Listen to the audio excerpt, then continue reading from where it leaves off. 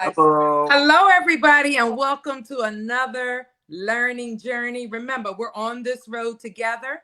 We just thank you for your patience. We had some technical problems today. We were using a new stage, and it was not acting right. You know, sometimes with technology is not always the best. So, we just changed our stage right here so we could continue. I don't want you to miss any of this presentation. It is powerful. And I just want to thank you. But a few things first. We do have some activities coming up. Commissioner Emily Bonilla is having an event, and the Healing Journey, and as well as the Our Lessons Learned will be there. It's a Halloween spooky little activity. Also, keep in mind, we're going to start advertising for our annual 10K, 5K run. We thank you. Remember, we are a nonprofit of 501c3, so we operate on donations. We don't operate any other way. So we thank you for the donations that many of you have submitted to our cause. Again, we are a support group. But along the support route, we have to educate you on things that are going on. So we get speakers such as attorneys. We have had former inmates before, female and male. And there is so much that goes on that we want to educate you on. So I don't want to take any more time away from our special guest, who is Korey ALWOOD, who has a dynamic journey that he's telling us about, from arrest to incarceration and beyond. And Ken Chrisman is with us today because he says Ken was responsible for saving his life. So we wanted Ken to be on here with Korey so he can tell his story, because again, it is a story that is going to move you, help you. And we just want to thank you for that. So good evening, Korey. Welcome. We're so glad to have you. And we want to hear about your life changes, how God came in and changed your life, and everything you've been through. So welcome. Well, thank you very much. I don't know if we have time to go through everything I've been through, but I did do 20 years in prison here in Indiana. I did 12 years in Supermax in solitary confinement. I was a leader in a gang in prison. Wow. A racist gang, which is part of the story of I was not any of that before I went there. I didn't learn that until I went there. And when you get in there, it's a whole different set of rules. And you learn literally the day you walk in there, this is how it's going to be from here on out, is it's us against them. And if you want to survive, if you want to thrive, if you want to get through this is what it's going to be. Wow. You know, along the way, I had people helping me with my journey. I went through all the regular things that you would think of in prison.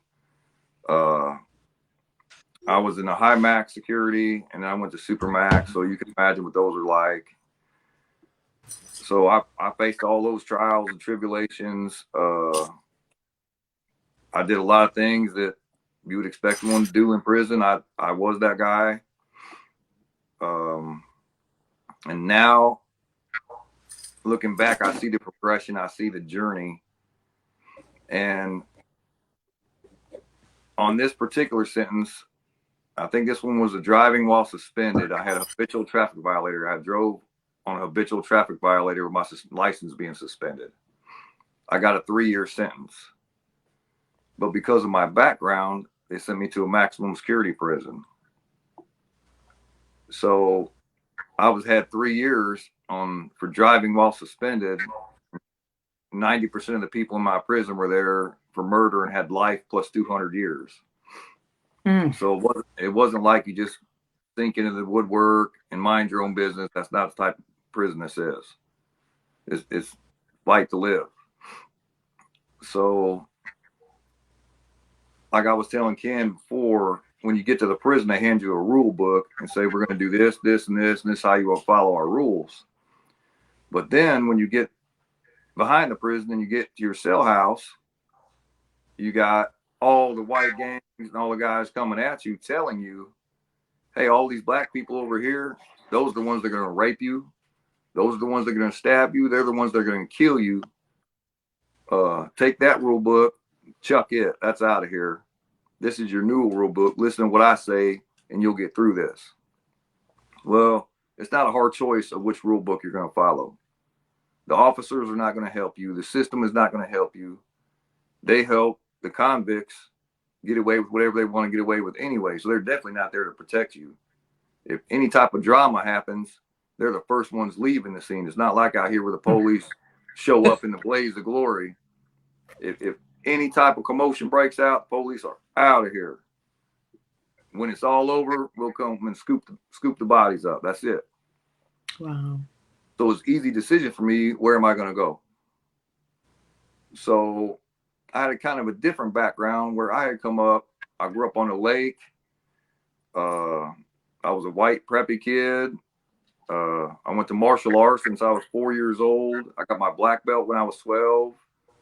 I was first in the state 3 years in a row. I was an Eagle Scout. I played football. I was that kid. Then at 17, I joined the Army.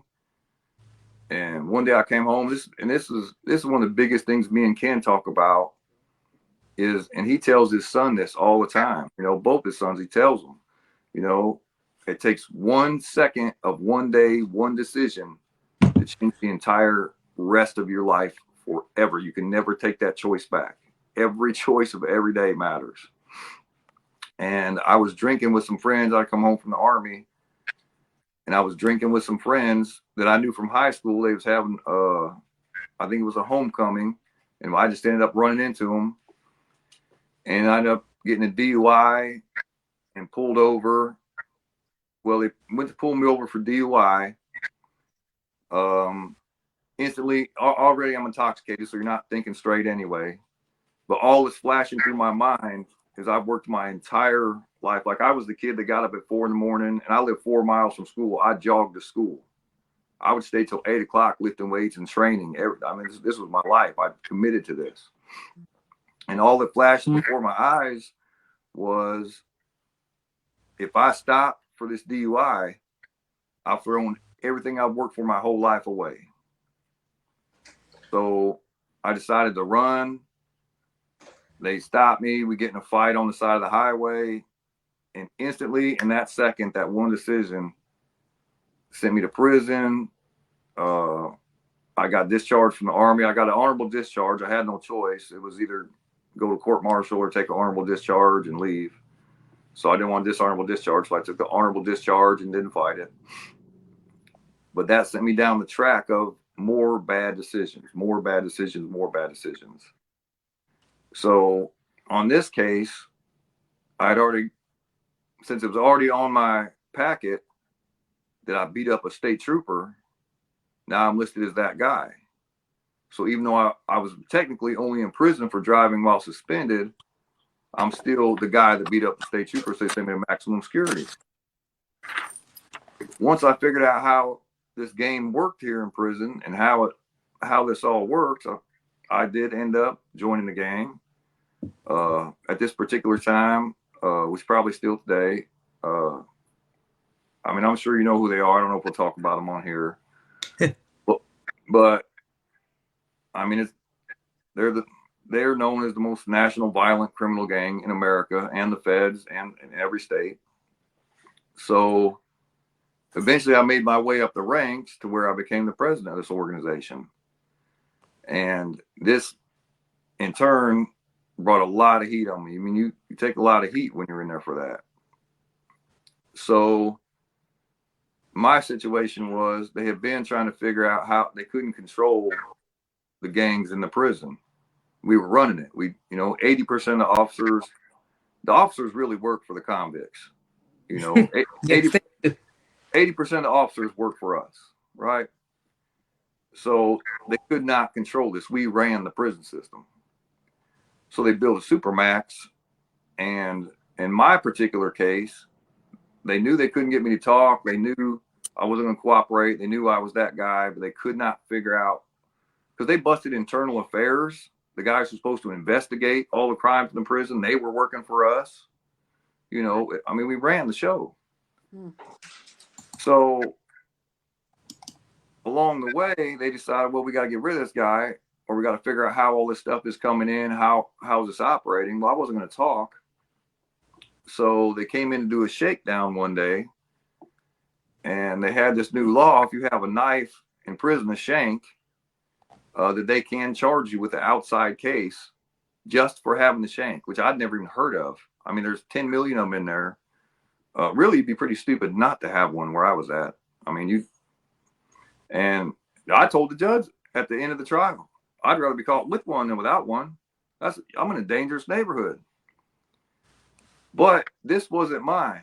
The police, the officers in the prison had put a shank in a trash bag and took 4 of us out of our cells and took us downstairs. And all of a sudden, here they come with all the chains and all the gear saying, well, we found the shank in your cell. And I knew there was not one. He set you up. Yeah, they threw it in there. And they said, well, we're going to write you up and put you in lockup, but we want to know who's the internal affairs officer, who's the people in the administration office, who's all these high-ranking officers that are working with y'all. And that's not going to happen. That's not going to happen. So I said, I don't know anything about it. I said, I know that's not my knife, and I don't know anything about what you're talking about. They said, okay. So that same night, like 1 a.m, here comes 8 guys with black fatigues and maroon berets and machine guns and moved me to this prison in the middle of the night in nowhere I've never even heard of. And it's called the SHU, the Secure Housing Unit at Supermax, where it's solitary confinement. No windows, no TVs, no radios, just a bunker. And they torture you in there. They freeze you out. They take all your stuff. They set you up all the time in there. Oh my God. This went on and on and on. Like lots of guys killed themselves in there. They would set themselves on fire. Wow. They would cut their wrist. They just could not do any more of the Supermax. And I did 12 years there.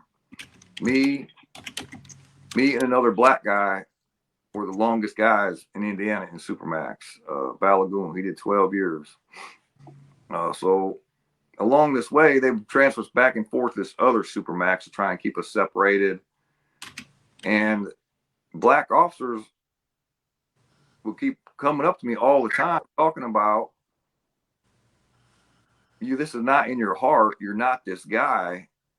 You know, when they say, like they had me pictured as Adolf Hitler and Charles Manson. But when they come and talk to you, they're like, man, that's not true. That's how they built you up. And then when they see you, they're like, man, you're not at all what I expected. So they kept working on me. And they would try to bring me Bible scriptures and just say little things. But in there, you don't talk to the officers, right? You don't talk to the police. That's a bad look.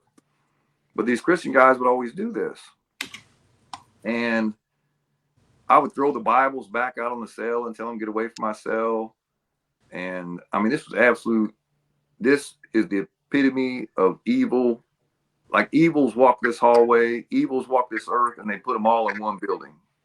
So it was a rough time in there, and the officers included. Make no mistake about that. I'm not here to defend them. That's a whole different video. But you got some that would break the mold, just like you have some good police officers. And they kept working on me. And I was telling Ken, one day I had a chaplain. A chaplain came in, which I haven't seen a chaplain in like 7 years. Don't nobody come in there. And he come in like he was just hunky-dory walking down the range, And I stopped him and pulled him aside. And I said, hey, man, listen here.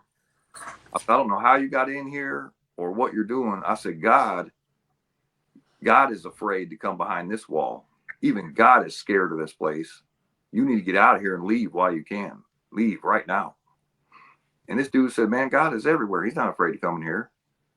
And that's the first time it started triggering with me of either this dude is naive or stupid or he's on to something. So I started thinking about this, and I started thinking about my life, and they would always make little comments. And I looked around me, and it's all the gang leaders in this building I'm the, I'm, they gave me 20 years for that knife, by the way, which is the part I forgot to tell you. I refused to cooperate and wouldn't give up any names. I had 113 days until I was supposed to go home. And they did, because I wouldn't cooperate or talk, give me an outside case and gave me 20 years for that knife they put in that trash bag. That's how that played out. So I'm not, for a long time, and that's where the hatred started setting in. Later on, it was pure hatred of, you set me up, you cost me 20 years of my life. But over time, and this is the stuff I love talking to Ken about, this is how you make the difference. I was not guilty of that knife, but I wasn't innocent. And the honest truth is why I didn't complain. They were so focused that they set me up. They didn't even shake me down. I had a knife in my boot and a knife in my waistband when they shook me down. They didn't find them. They found the one they planted. So I wasn't innocent, but I was not guilty of their knife. But at first I just blamed them, until later on you start processing, man, you're not innocent, man. You got away, they got you.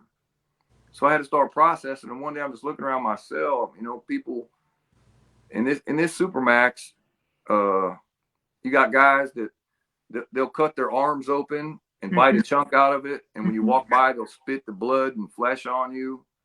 They throw feces and urine on you. The police will pay them to do that to you. It's just a horrible deal. And then with the 20 extra years, the hatred sunk in. And for a long time, I was in just a really dark place. And that's when these officers started coming up. And this one guy who he just kept on me all the time. I was talking to some of my friends out on the range, because you never come out of your cell. The only time you come out of your cell in this place, you got handcuffs, shackles, and they put an actual dog leash on you. And they put a dog leash on your handcuffs, and it's 2 officers with a billy club. And that's how you move. That's how you move in this place. So we talking to each other in our cells, and the conversation went to somehow of, if you could have anything in the world, what would you want? And I've been in prison almost, 18 years by now, 12 years, almost my 12th year in Supermax. I was getting ready to get out. And the only thing I could think of was a peanut butter sandwich and milk. That's all I could think of in the whole face of the earth. I wanted was a peanut butter sandwich and milk. And this black officer heard that. He was sitting outside the door. The black officer heard that and went and got me a peanut butter sandwich and milk with a Bible and brought that to me. And then it all clicked. It absolutely blew me away. Nobody would, especially in this hell that I was living, there's no way that the good was in there. I just never saw good in there. And for him to have that one piece of humanity, because I'm not going to lie, a lot of bad thoughts went through my head of everything negative in the world you can think of that I wanted to do to people when I got out. I was going to make sure that everybody in the world paid for me being in there and what I lived through for all this. And that peanut butter sandwich not only saved my life, but honestly, probably a lot of other people's lives. It put me on a whole, just showing humanity. And so I looked around me at everything that was going on, and I thought about all this. And it was a black officer that did it, which also blew me away, especially with who I was. And all the guys on my range had life plus 100 years, 200 years, 190 years. They're never, ever going to go home. They're going to die in here. Is that how I want my life to end up? Do I want to live with hatred and be just another one, a statistic? Like everybody else, am I going to fall into this hatred? And I thought all night about him bringing me that sandwich. And I decided right then that I was going to leave the gang. That's over. I'm resigning as the leader. I'm resigning, period. I want none of it. I'm out. So I spread the word. I'm out. I'm done with the gang. That part's over. And that night, I didn't really know exactly what I was doing or how to do it, but I gave my life to Christ. And I figured, now we're on the right road. Let's start. And shortly after that, I started writing to Indiana University in Fort Wayne, IPFW. Ken, at the time, was the director of admissions and director of multicultural affairs. I didn't know this at the time. I didn't know anything about it. I was still in Supermax. And they deferred my letter to everybody. And I filled out my application because I'm trying to go to Indiana University and I'm sitting in Supermax. So they probably know what to do with this application. Well, it went to everybody. I got like 9 letters back. Finally, and nobody said no. They just said, well, I'm going to defer you to this person, defer you to this person. And the chancellor got it. And he just wrote a quick letter saying, hey, you're very persistent and you meet the criteria, but this is an unorthodox situation. If you're serious when you get out, let us know. Come see me. So the day I walked out of prison, I went straight to Indiana University in prison clothes with my little box of prison stuff with me. And I said, I'm here to see the chancellor. All right. And they said, you can't see the chancellor. You can't walk in and see the chancellor. I said, well, here's the letter. He said, come see him. I'm here. So this lady came back and who was Danita, Ken? and said, you got 15 minutes with him. Well, the 15 minutes turned into 4 hours. Wow. And my ride had done left by now. I'm stuck now at Indiana University. I got nowhere to go. I don't even know where I'm going really. So he took me to steak dinner at the Roadhouse and drove me home. And the day I walked out of prison, he admitted me to Indiana University. Amen. 30 days later, I was on college campus, living in a dorm, and started college. I got out November 15th of 2015. In January 2016, college started. So and I just came from, I can't even describe what I came from. So all the triggers started coming. This is where the mental stuff you don't realize happens. Amen. The college campus looked like a prison yard. You got all these buildings, you got little walks, you got the little grass. It looked like a prison compound, and it would trigger. I was not friendly. You know, it made the front page of the newspaper. I was not friendly to any guys. I would not speak to them. And if they spoke to me, I was not a friendly person to approach, because for the last 20 years, if you're talking to me and I don't know you, you either want something from me or you want to do something to me. Either way, I don't want no part of it. So it took me a long time to even go through this. And I was on parole, probation, and home detention all at the same time. It was a mess. I was reporting to everybody. Well, I've never seen YouTube. I've never heard of Facebook. I've never seen what an email looks like.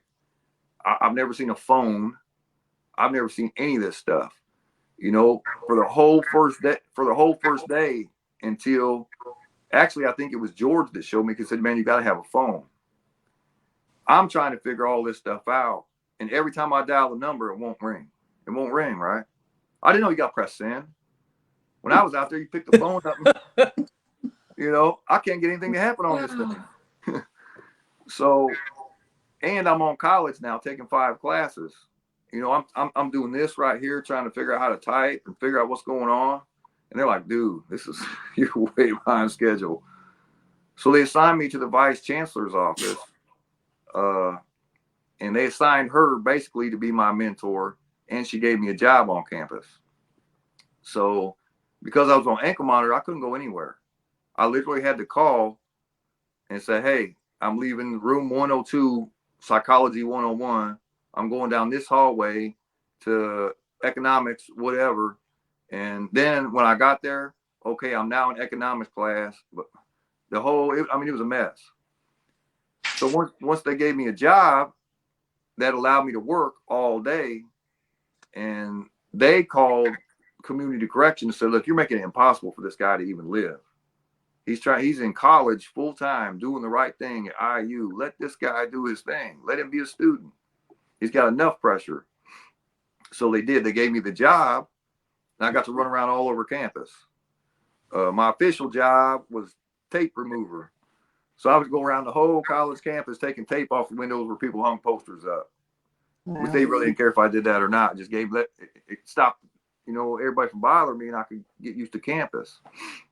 Well, then I get introduced to Ken, which goes horrible because I'm still acclimating and they're trying to get me to this. And even though I had left all that, I've lived it for so long. I became a Christian. I knew I would never, ever commit a crime again. I'm out of the gang. I've left all this behind me. But the racism was so ingrained. I guess I never really thought about it until Ken was in my face. Because I avoided all guys, period, really. I just didn't really pay attention. And I'm in Ken's office. And here's this black dude with a big old smile. You got Ken. And he's in multicultural affairs. I don't even know what that means. So I'm like, what in the world type of office is it? And I walk in, I said, and I look at, her, the vice chancellor. I'm like, I don't think this is the office for me at all. So Ken sticks out his hand and tries to shake my hand and gives me his big old smile, trying to welcome me in. They've already told him, that there's not very many people that knew on campus, and they had a meeting. We're just going to keep your group small because we don't want everybody knowing your business. Just try to be a student. But they informed Ken, so he knew what was coming, but I didn't. And I wasn't ready for it. And so Ken sticks out his hand, hey, how you doing? And this and that. And I kind of recoil. I'm like, whoa, dude. I said, I don't shake up with your kind. I don't talk to you people. I'm not shaking your hand. And Ken kept his smile. He already knew. I think Ken was ready for it. And I think that was the setup. I think I was still set up, Ken. Yeah, he was ready for me. He never flinched. Now I'm ready to fight now. Right. I've done told this dude, I'm not shaking your kind. And whatever happens behind that, we'll deal with it. That's still my mentality. I can't process it. So overwhelming. He says, man, you're welcome in my office anytime. I can't wait to help you. All this stuff. And this is just, what's this dude want, man? So I end up leaving, and it tripped me out for like a week. I couldn't process this. And I actually told Casey, I said, don't ever do that to me again. She's the vice chancellor. Don't ever put me in that situation. And, once I explained the whole situation, what happened, she almost hit the floor. I mean, this is the vice chancellor you're telling this to. So she's ready to pass out. I'm like, well, and Ken's the one to talk to her. He said, no, let him be. He's fine. It is what it is. This dude's, it is what it is. I got this. So every time I walk down the hallway, every time I be coming out of a classroom, every time I be walking, through the college to another building, there's Ken. How's it going, Korey? What's going on, Korey? I'm like, man, I don't talk to you people. What is wrong with this guy? But I can't figure out what's this guy want, right? He knows who I am. There's no doubt he knows. What's this guy want? So we end up clicking out right beside the admissions building by Multicultural Affairs. And I just asked him one day, I said, listen, you hate me. I hate you. Me and you, we're not 19-year-old college students. We ain't got to fake at this. Let's leave it like it is and don't fake at it, right? You ain't got to be fake with me. I said, what is it that you want? You want something from me. What is your hustle? This has got to be a hustle. Ken just gives his great big smile and says, I love you, man. I want you to be free. That hit me more. That hit me more because he saw you're on college. You look like a student, but you're not free up here. You're free walking around these hallways, but you're not free, man. You're in prison right here. And it hit me hard, and I really started thinking about that. How am I a Christian? How did I walk away from the gang? How did I swear I was going to do all this great stuff in life? And I'm looking right in Ken's face saying, your people and my people. And I realized, no, it's God's people. You've committed to this. This is everybody is God's people. They've trained you for this hatred. And after that, it just all clicked. It all, and then literally, because he was stalking me everywhere. I felt like this. After this conversation, and he said that, and it finally hit me, I started stalking Ken. Now, everywhere Ken goes, now it's payback time because I'm showing up. You know, I'm hitting Ken with everything. You know, first I had to apologize for what happened. He wasn't even trying to hear the apology. He said, I don't need to accept it because I don't need to hear it. I knew that from the beginning. So we're starting fresh. And I would ask him, how did we get there? How did this happen? Because I couldn't process why, what's going on? And he said, you're not racist, man. You were taught racism. Mm-hmm. That's the difference. Somebody told you to be that way. In the environment you came from, if you weren't that way, you have a high probability of dying. You will be killed. So that is a survival mode. And you got this, they're blaming you. They're training you for this. So eventually me and Ken, he gets me hooked up with people. I do a program.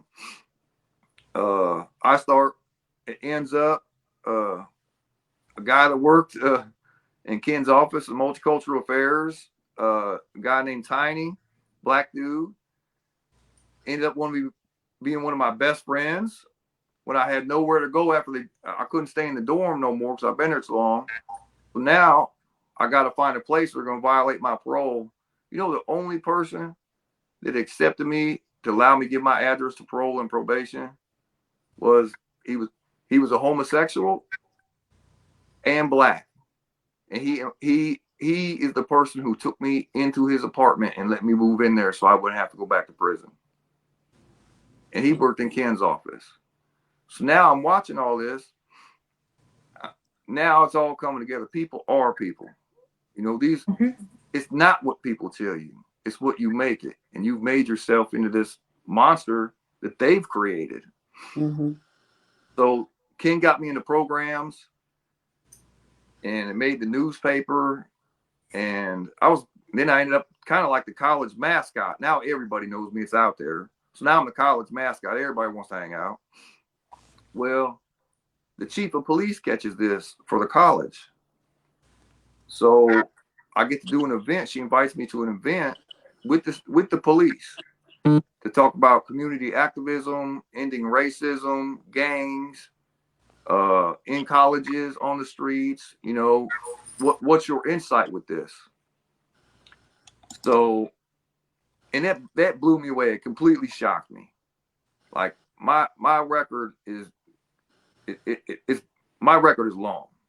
And especially from who I was and where I came from, I can't believe the police want me to stand up here and say anything next to them.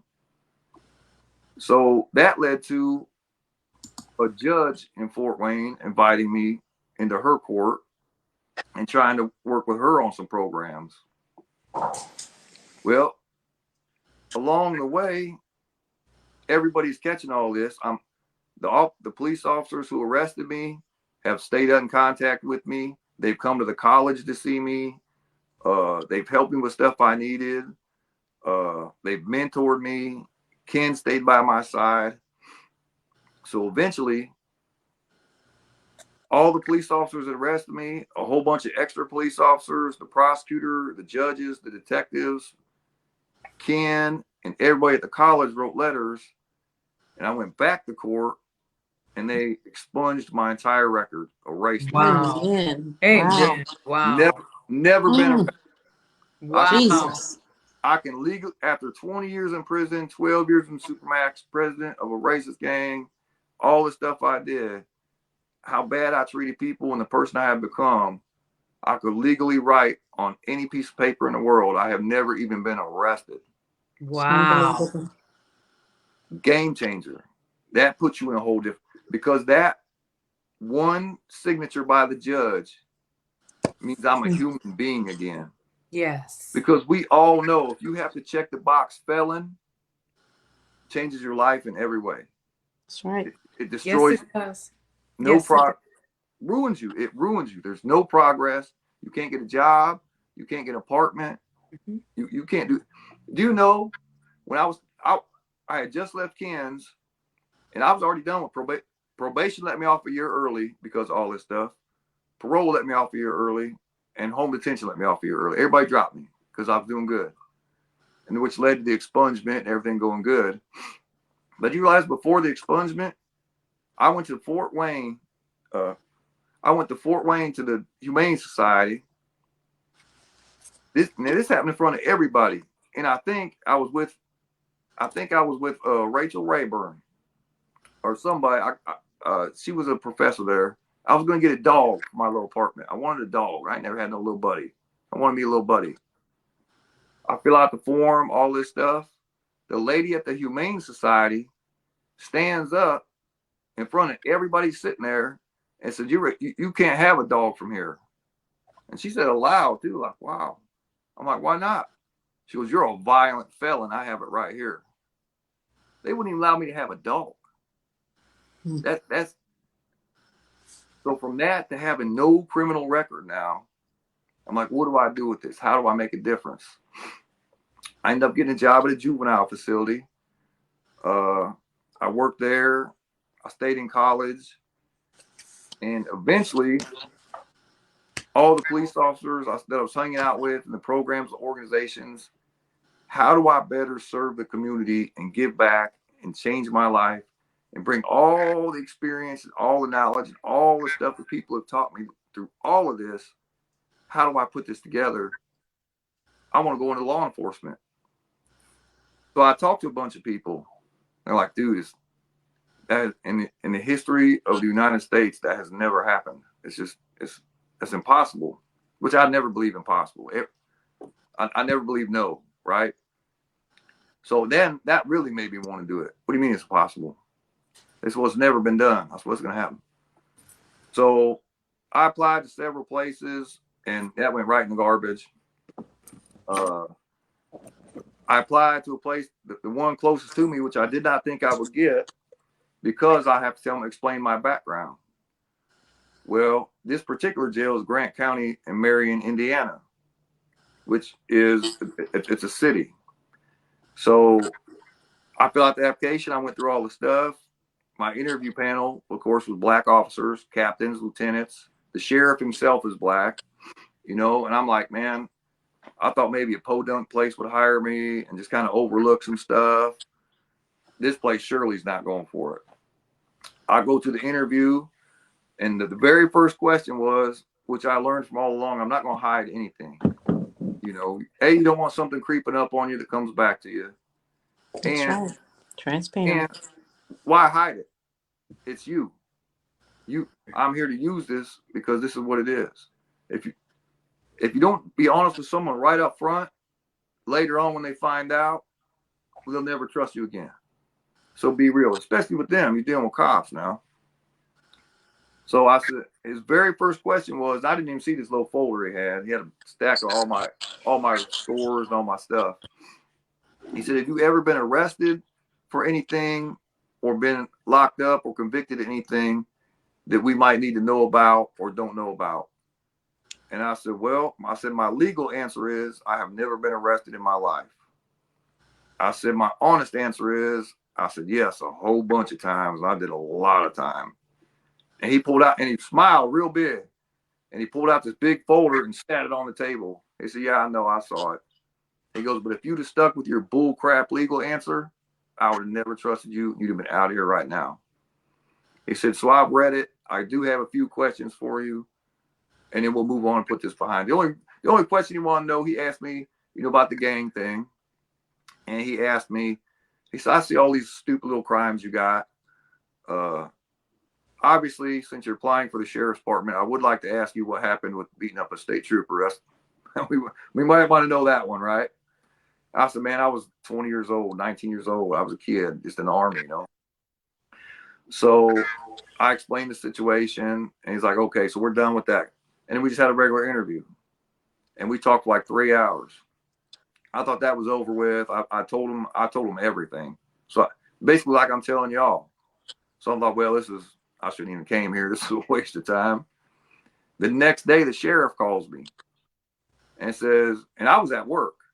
He says, hey, 1 o'clock, I need you to be in my office. You can be there, right? And I'm at work. But I'm like, yes, sir. Yes, sheriff. I mean, what do you tell a sheriff? No. So I go tell work, I'm out. I gotta go. I gotta go. So he goes, 1 o'clock, you got a polygraph. So we sit down first, and he talks to me for a long time. He's an old school black dude. He's probably 65, old school black dude. He's been a sheriff 30 years. And he's looking through all my stuff. We just sat there and kicked it. Like me and Ken kick it now. We just sat there and we just kicked it. And he goes, well, you're sitting here right now for 2 reasons. He goes, number one, Captain Fleece, who interviewed you, I went to high school with, and we've been sheriffs for 30 years. We came up the ranks together. He sends me an email or a little note in my door that says, no, don't hire this guy, or it's up to you, or whatever. He said, he's the first time he's come in my office and said, hire this kid. He's real. So he said, but bam, this is what comes with him. So it's your call. So he asked me about all that, and I explained it all. And then he gave me a 3-hour polygraph and asked me every question in the world. I mean, it's the sheriff, and the sheriff himself did our polygraph. So he goes, the second reason you're sitting here is because of this packet right here. He goes, you got a lot of balls even fill out that application to work here. I like that. He goes, I can't believe you didn't fill that out. So you got some spunk in you. So he goes, have you tried other places? Yeah, a bunch of places. They don't want to hear it. He goes, don't worry about that. So we did the polygraph. He came back, and he kind of had that look on his face, like, I don't know, and this and that. I'm like, man, here we go. And then all of a sudden, I got you. He said, you know what, man? He goes, you're the real deal. Nobody else in the world will ever give you a break. I was that guy one time. He goes, congratulations, Officer ALWOOD. Wow. That's I melted. You know, from everything I've been to, this dude just called me officer. Wow. And I said, well, what are you going to do? I said, what are you going to do one day? And this is how you know real people. And this is what gave me the courage to keep standing up and telling my story and to keep helping everybody else. Because I asked him, I said, what are you going to do?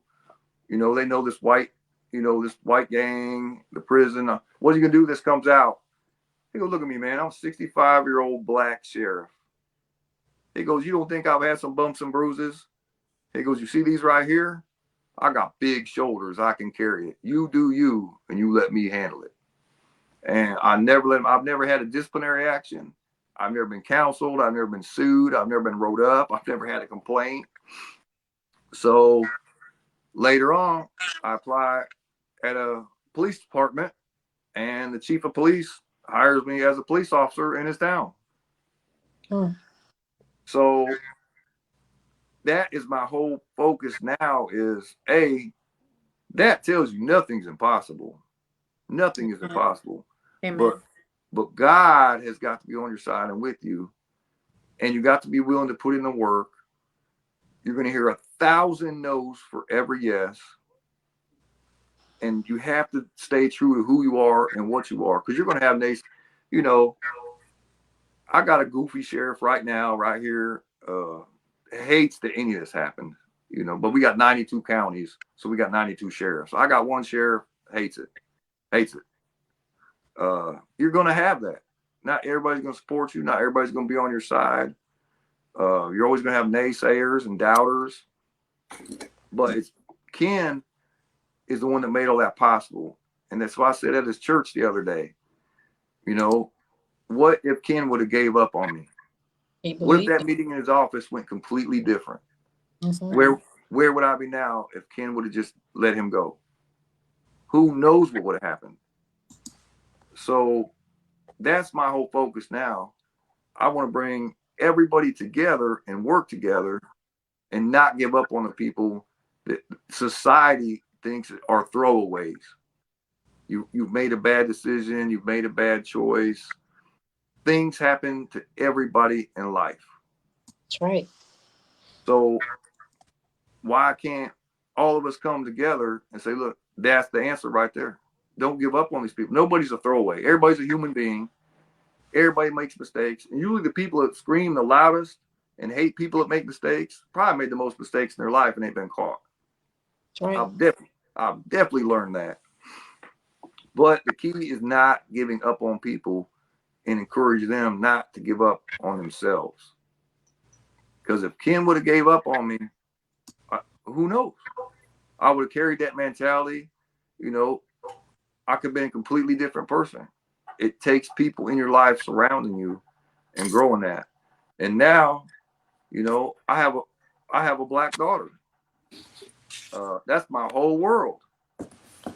So to come from everything I came from to go to the opposite end of the earth, I honestly believe with God and with who, if you stay focused, there's no such thing as no. There's no such thing as it can't be done, you know. And I get to go back. I get to go back in the prison I was released from and have my own reentry class. Wow. That's awesome. And I was Charles Manson in there.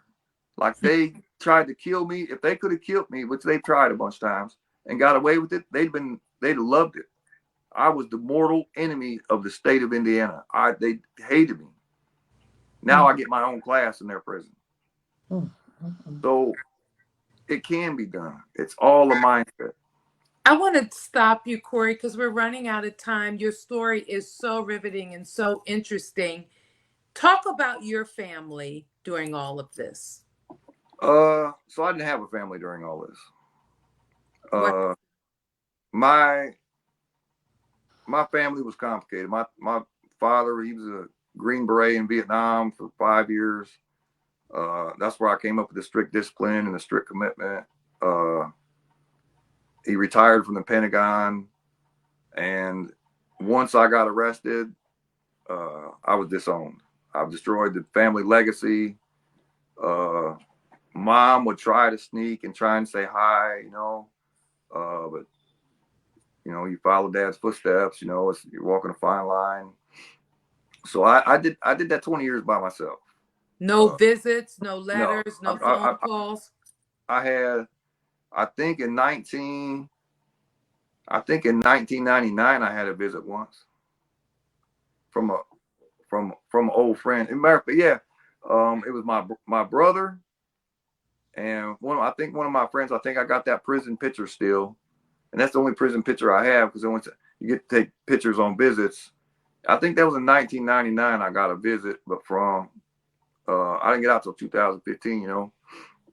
So 99 was my last visit, and I only had one. Wow. And yeah, so there wasn't, and people steadily fall off. You know, if you don't have support, it really goes bad. They forget about you. They forget about you, Korey. It's important.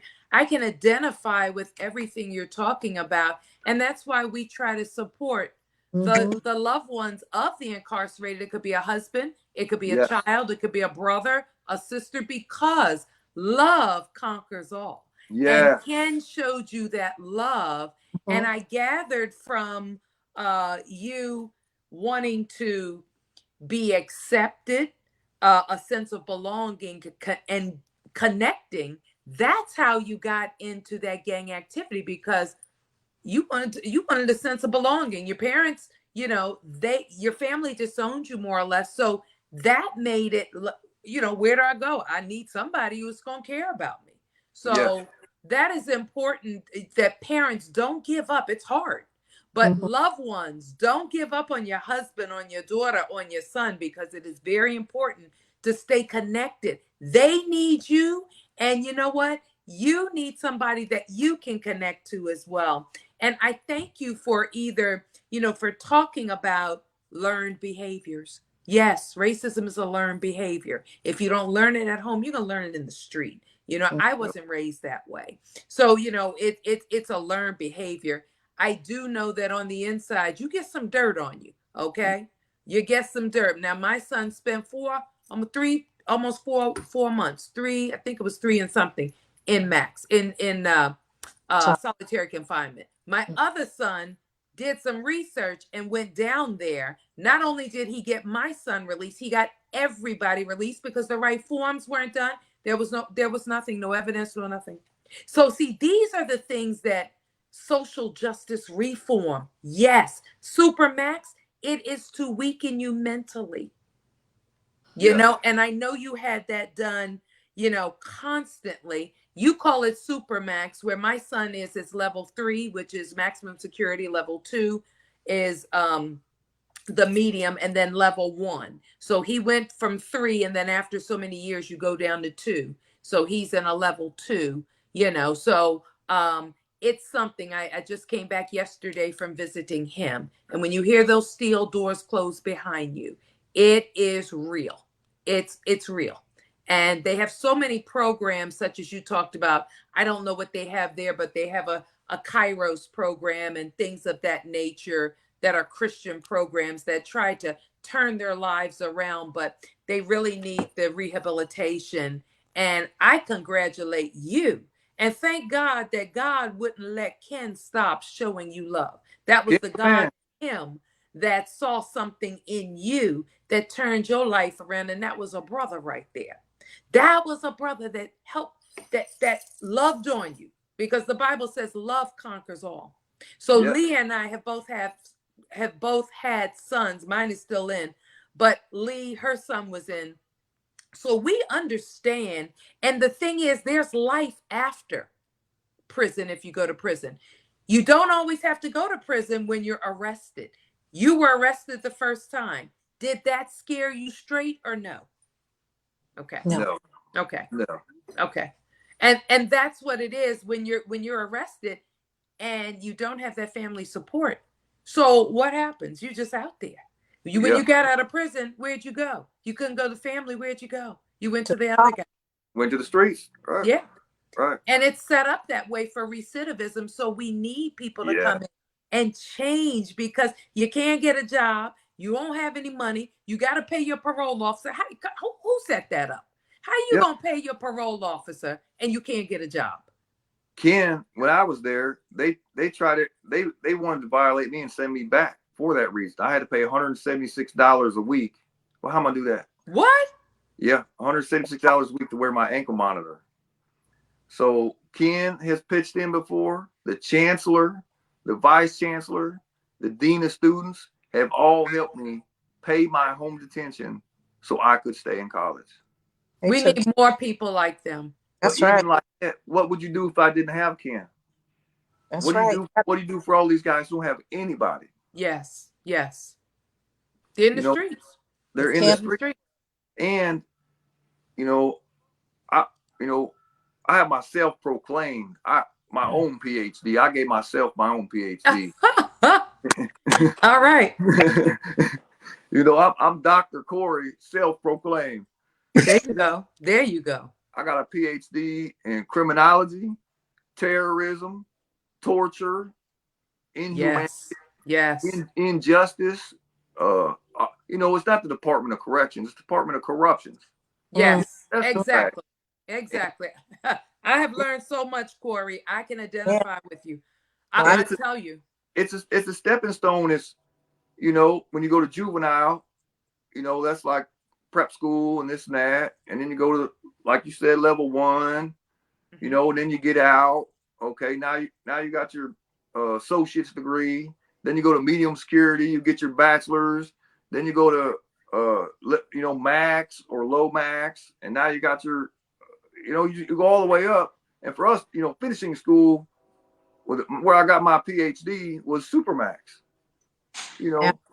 And the only thing taught in there is, well, that crime didn't work out. This guy did a better crime. Here's better That's crimes right. to do. Or, well, you messed up doing this crime. Try it this way this time. You know, because they don't have a structure in there or support or a way for these guys to have something to focus on. Yes. Yes. So they don't sit in there and think, man, I think I made a mistake.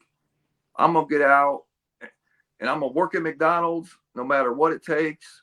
And I'm going to walk to work 4 miles or ride my bicycle in cold weather.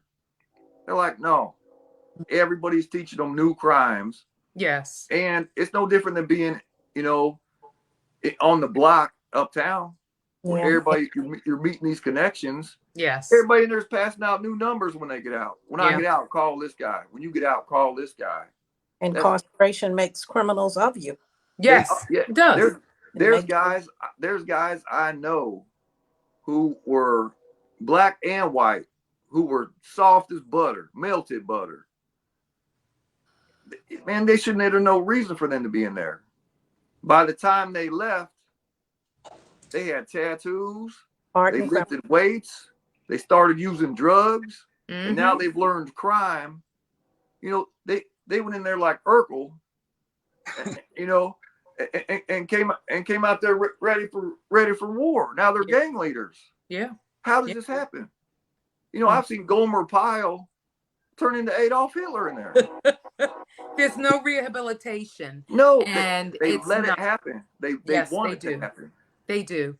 They do. There are some programs though that they're doing, like my son will come out as a welder, which, you Yeah. know, a great trade, and he'll come out with his bachelor's. Hopefully he'll come out with his associates, but he'll come out maybe a few credits away from a bachelor's. But Awesome. you know, that keeps for us to stay on him as well. Hey, you can do it. The love. Do it. You know, when I leave him after hearing and seeing so much on my drive home for 6.5 hours, I just have to process so much, you know. Yes. And I just pray and I talk to God and meditate. And Korey, I just want to tell you, it's God's grace he had on your life for you to withstand 12 years. Like my son said, oh, Solitary. you have a window way up in the top, a little strip, you can't see it. We You didn't have know, that. you We can't had no see through window. it. And, you know, it's done to mentally break you down. Yes. And, Sensory you know, deprivation. yeah, it is something how what they go through, and hypervigilance and so many different things, the trauma that goes on you in there. So I thank you. We got to have you back, Korey. We will be in Indiana with our lessons learned. You Yes. know, we want this to be an organization to help the loved ones. You know, and Ken, God bless you for you being obedient Amen. and Mhm. following God's principles to help Korey, because now Korey's helping other people. Yep. Yeah, Ken, Korey is helping others. Ken was a caregiver even after, he came home. Yeah. Yeah. Yeah. I'm And still helped him stalking turn his Ken to life this day. around. Ken, would you Stalker. like to say anything about him? just well, Corey's my as we always say when we meet, brother from another mother. Yeah. Number two is I love him dearly. Um, Amen. Three is I just want you to know, and anybody listening, that Corey and I are in the embryonic stages. Go too fast, but we feel like Corey has an ability and a story to encourage other persons who've been incarcerated. And I think just sitting here today, I'm just watching you and Lee, and I think it's given you an extra dose of hope. And there are a lot of families out there that need to hear this. So stay tuned, and we'd like to partner with you to make some of this happen. Well, Ken Amen. is already our spiritual advisor, and he's always he's with us already in our lessons learned. So, you Ken know, is the real. we huh? He's the real deal though. He's not just, you know, now he's vice chancellor at the college. Yeah. He's a At Purdue. pastor, but Yeah. he's so much more than that. I'm proud. He's the greatest father I've ever Yes, seen he in my is. life. You know, I'm so proud of him for everything he does. He's a great community leader too. But you know what? Ken is humble. You'll never Yes. see Ken's picture on a billboard. Mhm. You know, you'll never see Ken out there patting himself on the back. He's That's quiet. right. He moves in the shadows, but he changes so many lives. Yes, he does. One at a time. One at a time. And I wanted to Kudos, say, Ken. Kudos. yeah. Yes, that is excellent. And I want to say one more thing though, because Sure. this was addressed at Ken's church one time. They said one person told him after, because I got to speak at his church, and somebody called Ken and said, well, that only happened for him because he's white. So let me clarify that, because I'm engaged in something right now. This will be another show, I'll tell you. My attorney who has been an attorney for 15 years in Indianapolis, and the last 4 years has been ranked the #1 attorney in Indiana, was in prison with me for 12 years. Yes. Who's black. Wow. Mm-hmm. Your attorney. My His attorney. attorney. Mm-hmm. That's my Wow. attorney. He's been an attorney for 15 years now. He did 12 years for manslaughter. Mm. He went through this. We were there, like we were friends in prison. He got out, and really it was kind of, he was in the Army too, made a bad decision drinking, this whole thing. Our stories kind of mirror. He had the mindset of, I'm going to do the same thing. This is not my life. He had to go up the same way I did with the sheriff. He had to sit in front of the Supreme Court justices and explain his character of why they should allow him to enter the bar to be an attorney in Indiana. They don't do that here. Mm. One justice, which mine was a black sheriff for me, who gave me my chance and gave me a sheriff star. His was the white guy on the bench who put it on deferral and went home and prayed about it and came back, and everybody was saying no. He was the justice. He was the head justice, and said, well, I say yes. Congratulations. You're now an attorney in Indiana. Amen. Now he's been a lawyer 15 years, been ranked #1 in Indiana 4 years. I love it. I The love it. state of Indiana has such a way of turning it around. Yes. And Yes. he gives it all to God too, and it's always somebody standing there with you though. Yeah. If you need kins in your life, Yeah. all of us need to be kins. I can't wait to be somebody's kin. All Yeah. right. Yes. Well, we're going to connect with you, Korey. You already know that. So, we're going to come out there to Indiana and we're going to turn it around out there. Yeah. We're going to get your friend who's the attorney Mhm. and our preferred attorney.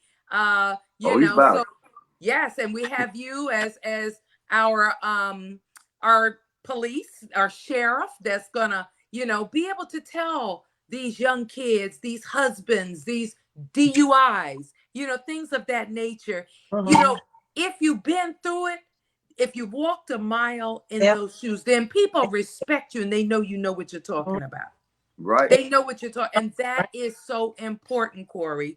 Yeah. So we're gonna have you back, and this will be on our new YouTube page. We just had some technical issues this evening, but we're going to connect on YouTube. Please go on our YouTube page and subscribe.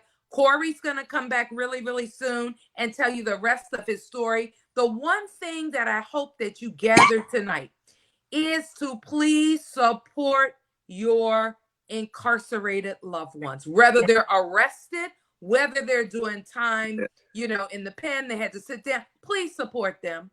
Don't walk away from them. They need you. If you're not doing Love it, conquers all. if you're not supporting them, trust me, there's somebody in there that will. Exactly. You don't want that. Exactly. And it's hard. Yeah, I know it's hard. But you have to do this. The reward will come at the end. It will come. There's somebody who said, Korey, thank you so much for your testimony. Thank you, Ken, for helping the inmates. Ken, we thank you. Korey, we thank you. Lee, we need to connect with them, Lee, and take our organization where it needs to go. Yeah. And helping so many. And things like this, people look at support groups as maybe, getting together, talking about depression. But no, we educate you on things that can help you ward off depression. Knowledge is power. Yes. Knowledge is power. So we give you knowledge on don't talk, don't consent to a search, don't do certain things. These are things that you teach your husband, your child, your brother, your sister. Don't talk. Miranda rights. We've had the attorneys on. Plea deals. These are educated things. We are supporting you with education and knowledge. So again, we will see you in 2 weeks, and we're going to have another interesting support group session, and hopefully we will be on YouTube. Again, please go on the Learning Journey. It's on our Facebook page, and sign up and subscribe, please. We're going to be doing a lot of things, domestic violence, and a lot of things that carry imprisonment. You can be arrested for it. You know, so that page was necessary. And we just thank you all. Any closing remarks? Well, Lynn, I just thank Ken and I thank Korey for coming to us, because this has been a lesson on Learned. hope. Yes. A lesson on hope tonight, for anyone out there to know that there is hope, thanks to Ken and thanks to Korey. What a story you have.